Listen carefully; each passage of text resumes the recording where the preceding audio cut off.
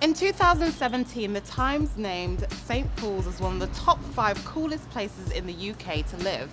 Looking at it now, how could it not be? It's a stone throws away from the city centre, it's got a vibrant culture, and let's not forget the amazing art scene.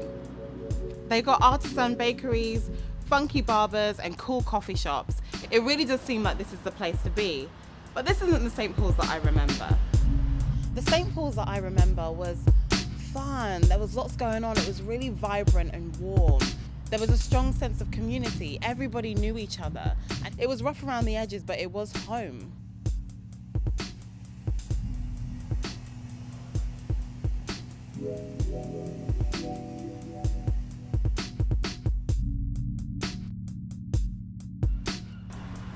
So what's it like for people who've always lived in the area? How do the changes affect them? I'm going to meet with Adibah, who grew up in the area. Recently, the Times named St. Paul's as one of the top 5 coolest places to live. So when things like St. Paul's being the coolest place to live, well, to me it's not. Because it's actually just reinforcing this whole idea about coming into an area and gentrifying it. When we talk about the culture of Stoats Croft and the culture of St. Paul's, we're talking about it as if it's something that's been created in the last 10 to 12 years. And that's not true. There's a whole history here that we've neglected to even have a conversation about. So I have a bit of a personal connection to the area. In the 50s and 60s, my grandparents came here from Jamaica and came to stay in this house behind me. And from then on, it's been a bit of a family hub. Like, my dad grew up here, and I remember coming here loads as a kid. And now, my uncle lives here.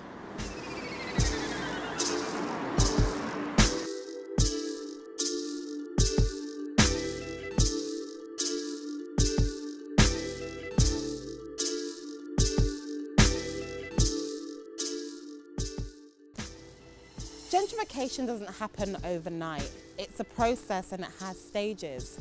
Many of the long-term residents were families like mine with Afro-Caribbean roots who had to settle in run-down townhouses back in the day because no one else wanted to live in them.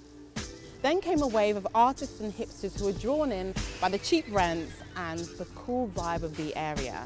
Now St. Paul's has seen the arrival of luxury apartments, boutique hotels and cool cafes.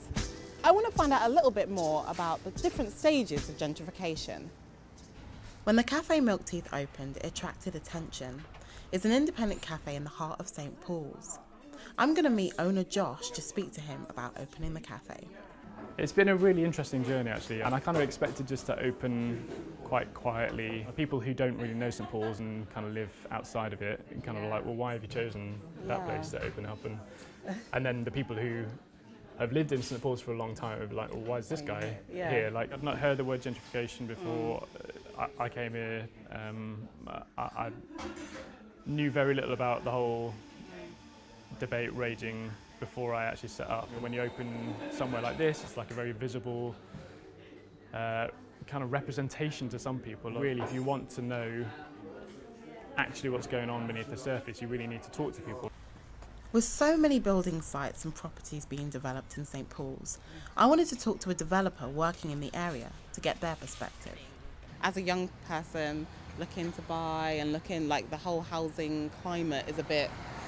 It's tricky. Yeah, it's a bit dodgy. Very tricky for younger people. It is, and it's just trying to figure out where we can kind of fit in, whether we're going to be renting for the rest of our lives, or we're going to be buying. Yeah. There's not a lot of affordable on this square that I know of. The main reason for that being they're Grade 1 listed buildings, and the cost of converting them is quite high. So that makes it tricky to deliver affordable housing here. Councillor Cleo Lake is a long-term resident. She's part of the council's task force set up to deal with the challenges of gentrification. I want to find out her take on the issue. We all want to live somewhere where we feel comfortable, where we feel happy, where we've got that environment that's going to make us thrive. Generally, when we look at the state of the country, we know that we have to bridge that gap. There's good from both sides, whether you're down here in life or you're up here, whatever that means to you, class-wise, we know that we need to do this a little bit more and share ideas and skills. So definitely that element of cohesion. I'm not here to say I don't want new people coming in the area or I don't want certain developments.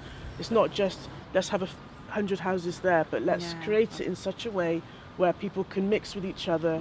You actually have a social space. A lot of the new developments, there is no social space. And it is about gearing communities up for this as well, empowering them so that they can have a say in it. If austerity continues, the pressure to commercialise, the pressure to raise funds to deliver the basic social services. What's to say, okay, you've lived in your house for 25 years as a council tenant, you're going to have to move to Hartcliffe now, you're going to have to move to Witherwood, you're going to have to move to Bradford, wherever, because your real estate is so valuable. And I really feel that if we're not careful in mitigating this, you're going to have culture clash on the street. What's your understanding of the community, like the longer standing residents and community? Well, yeah, I and mean, obviously whether you've got much integration and. to be honest, I couldn't tell you too much about that. I mean, we've got St Paul's over there in Stokes Croft on the other side, both of whom have, as we know, vibrant communities. I would imagine that the profile of the people who've moved into this particular square are probably slightly different to that. I would hope that there's integration happening. It's a beautiful square. There's not many Grade 1 listed squares in the whole of the country. We've now got sort of day-round natural surveillance going on. There's less sort of dodgy things, I guess, happening. And for such a beautiful square, after dark, it wasn't a particularly safe place to be. There's lots of prostitution. There's lots of sort of drug taking. People sort of turned a blind eye to it and gave it a wide berth. Certainly when we worked round the corner, we would walk home any female members of staff. I don't think much had changed until the whole area started to get developed, really. So I think it's really interesting how we describe St Paul's before gentrification as it's almost uninhabitable. I do think in a lot of ways we shouldn't glorify what St Paul's used to be. But it's interesting that we talk about St Paul's being safer, but for who? Why does it take an influx of white people to live in St Paul's, St Stokes Croft, in order for this area to get better and safer? It was perhaps because of the conflicts with the police and the system. It would have been perceived as a no-go area for some people, including the police. But you could say whether that's a negative or an advantage. In some ways it may have been an advantage because the people were far more self-determined.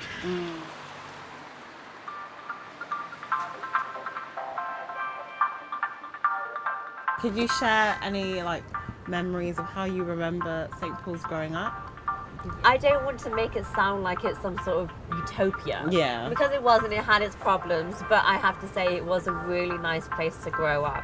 There was such an infusion of different cultures together. I remember being really close to my neighbours and, sharing food and sharing music. From what I can remember and my experience, there was a level of respect and a level of wanting to know about your neighbours, wanting to know about the people that live there and make that community what it is. You said that you're from the area. Can you just tell us a little bit about the street in particular? Me and that shop is really two oldest on the street. We never have the problem of what they have in these days. So we could understand each other, black and white. We have an argument, we solve it out with oneself. And it used to be a loving community. Yeah. I know over the time, things change. I live with the changes. I would never ever move from here. Gentrification is a minefield, really. There's an element of capitalism, if you like. It's also, for me, something that potentially creates clashes.